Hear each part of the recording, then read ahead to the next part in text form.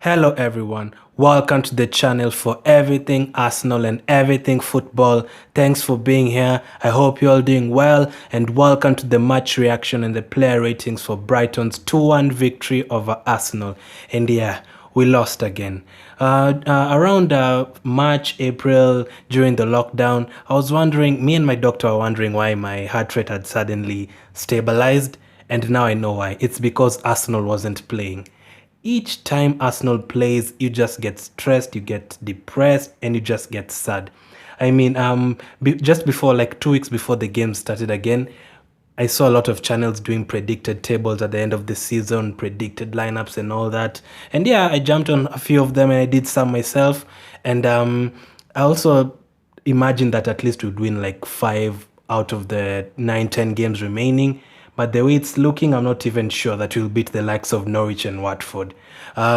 We had so much hope as Arsenal fans. Like if we win 7 games, why not get the Champions League? Why not?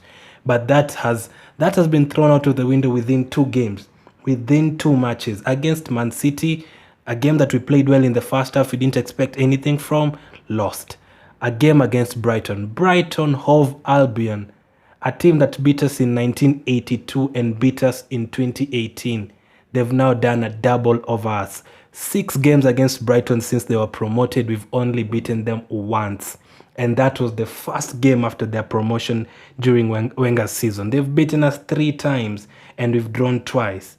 They've cost us Champions League last season and they might as well have cost us Champions League for this season. And not only that, it gets worse. Against Man City, we lost Xhaka, we lost Pablo Mari, we lost David Luiz. Thankfully, he got a red card. Today, we lost our best goalkeeper, our best player this season, probably our best player in the last 2 seasons. I don't know what Guendouzi did.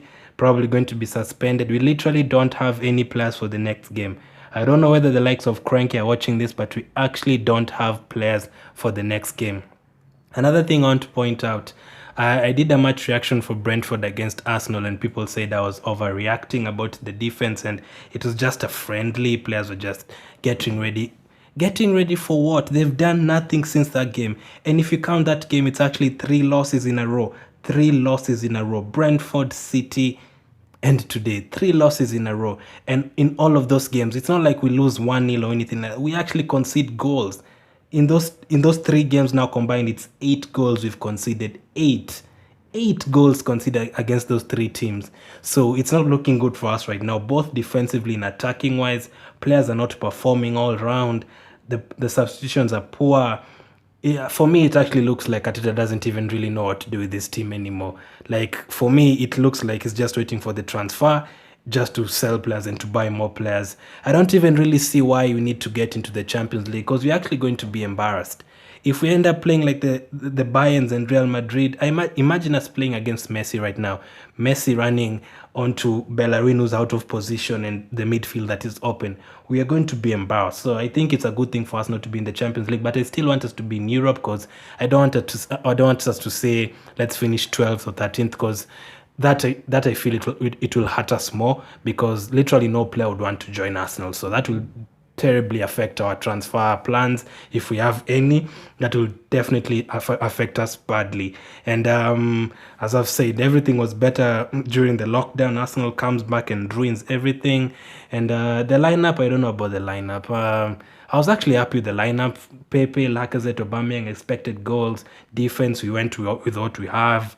Mustafi holding, Kolasinac came into the team. And basically, I think only 2 players are going to get real ratings or real good ratings in this player ratings. And yeah, I don't know what to say. One last thing again, I think we'll actually need something like 900 million to 1 billion to sort out our stuff. It's not only players. I actually think we also need to change stadiums again because I don't know how much stadiums cost, but if we can't get a new stadium or build a new stadium, we might as well just go back to Highbury. If it's not there, I don't know what is there these days. We just rebuild it again because it's not looking good. Since we moved to the Emirates, especially the last 10 years and now especially the last 3 years, things are falling apart. This actually reminds me of the time the last 3-4 months of Wenger's last season, it was terrible. It reached a time we didn't even care about watching the game, and Brighton beat us that season too. We lost 11 away games that season. Emirates last month, no one was bothered to watch those games. Everyone was so depressed, and right now it's almost the same situation. And to make it worse, we still have to play Southampton next, another team that we never ever beat. I'm going to do a match preview for that probably tomorrow or Monday, and you'll clearly see we never beat them too. Wolves away, they've just beaten West Ham right now. We still have to play Tottenham. They'll have gained their momentum by then. We still have to play Leicester.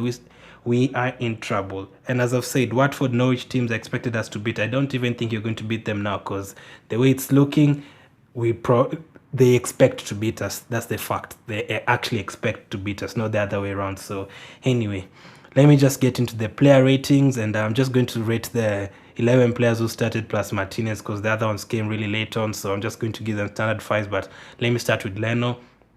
Really unfortunate that he actually got injured. Our best player this season. Now that is basically like 5 players we've lost in the last 2 games, because if Guendouzi is going to be suspended with Luiz and Mari, Shaq, and now Leno, we're in big trouble. We only literally have Martinez and Messi, and we have a lot of games coming. This is not the time we needed those injuries, because games are coming thick and fast, game after game. We have another one on Thursday. We have Sheffield United away next weekend, which is another tough game. So these away games are just piling up, and I really hope the results don't get worse, because it will reach a time now it will be terrible, and I don't want people to start turning on Arteta and the likes of those people. So yeah, so Leno, I'm going to give him a standard 5. Unfortunately, I hope he's well. I hope he recovers. I hope it's not an ACL. I hope it's not like an 8-month, 9-month injury, because we've seen after these players go, the likes of Bellerin, Holding, and they come back, they're never the same. So I really hope that doesn't happen to Leno. So 5 for Leno. The second one is Bellerin. I gave him a high rating last time against Man City, but this time his positioning is very poor. Every time the opponent gets the ball on the left side, I don't actually see him. Where was he for the goal? I didn't even see him on camera. I didn't see him on the shot. Like, where was he? Like, his positioning is poor. Plus, these days, the way he goes forward, he doesn't have those good crosses and good passes that he used to pull out of the bag like once in a while. I've never seen him do anything these days. Like, he's lost his pace. He's not lost everything. Like, I don't know what to say about him. I'm gonna give him a 2 for today. The next one is Mustafi. Got turned so easily, and that's why I always keep on saying, why do people say that Mustafi, yes, he's our best defender, fine, but why do people keep on saying he's in our plans for next season? No, he's not.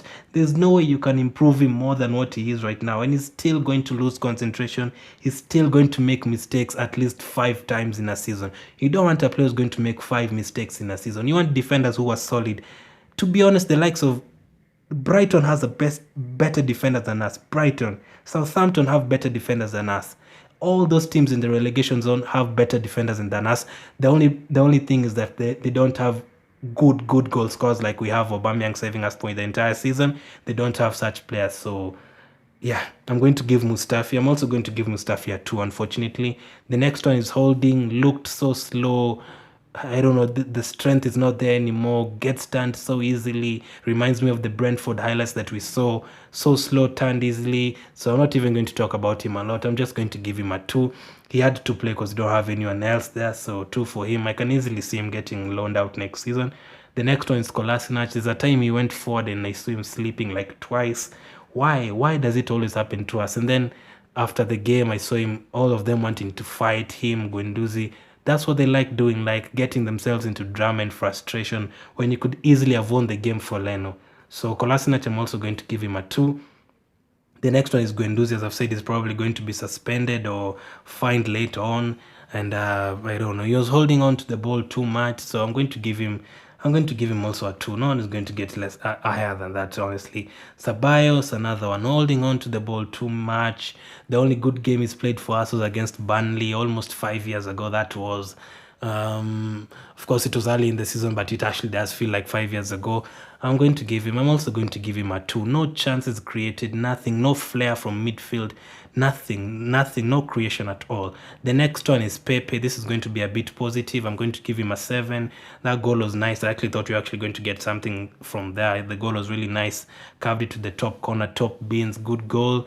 I had actually said he was going to score today, so good thing for him. I'm going to give him a 7. The next one is Saka, man of the match for Arsenal for me. I'm going to give him an 8. Very good performance, hit the bar in the first half, could have given us the lead. That assist for Pepe was quite nice. The way he actually played as a number 10 today, did very well, so I'm going to give him an 8. Shining light. I hope he signs a contract. I really hope he signs a contract. Lacazette, he looked very awful today. He looked very awful. Probably the worst I've seen him in the last since like this year. This is the worst I've seen him since Arteta joined for real. Like the last away goal he scored was on 9th February 2019. 9th February 2019, the person we actually depending on to score goals. And the thing is, it's not like he doesn't get chances, opening spaces and stuff. He actually does get chances, and he's too slow these days. I don't know what has happened to him.